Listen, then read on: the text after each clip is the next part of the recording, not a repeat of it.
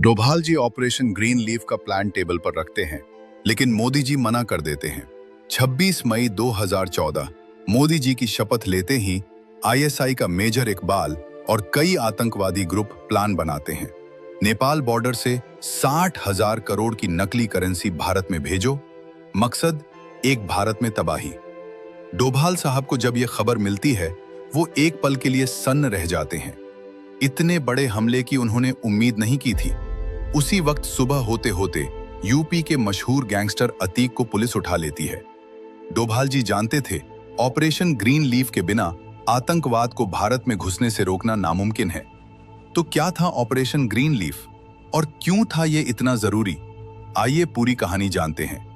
खानानी भाई कई सालों से हिंदुस्तान में नकली नोट भेज रहे थे।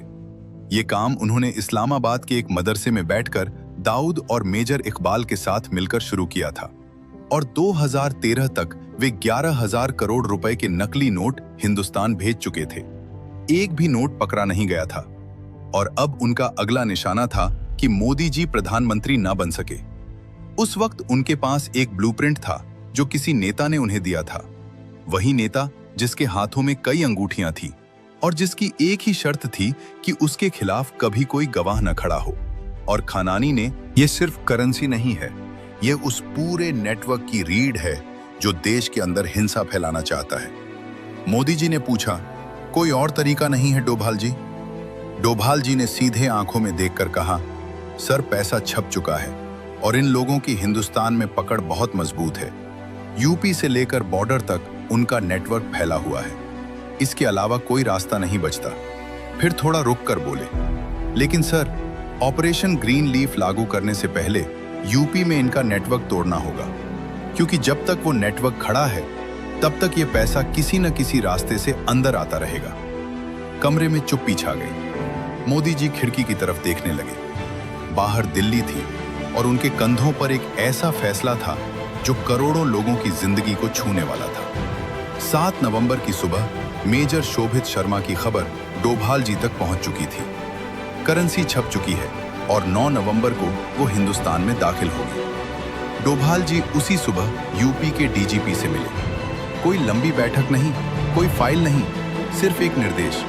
पीएमओ से आदेश है, अतीक को जितनी जल्दी हो सके गिरफ्तार करना है। डीजीपी ने एक पल सोचा, फिर बोले, सर अतीक का नेटवर्क बहुत बड़ा है। उसके पास ग्राउंड इंटेलिजेंस है, लोकल मूवमेंट पर पकड़ है और उसके आदमी हर थाने के इलाके में फैले हुए हैं।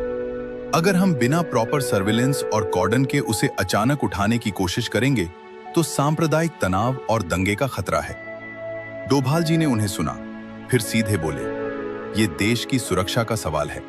अगर ये नहीं किया गया तो जो गड़बड़ी होगी वह किसी दंगे से बड़ी होगी। इसलिए जो भी तरीका अपनाना हो अपनाओ, जो भी रिसोर्स चाहिए मांगो, लेकिन यह काम जल्द से जल्द होना चाहिए।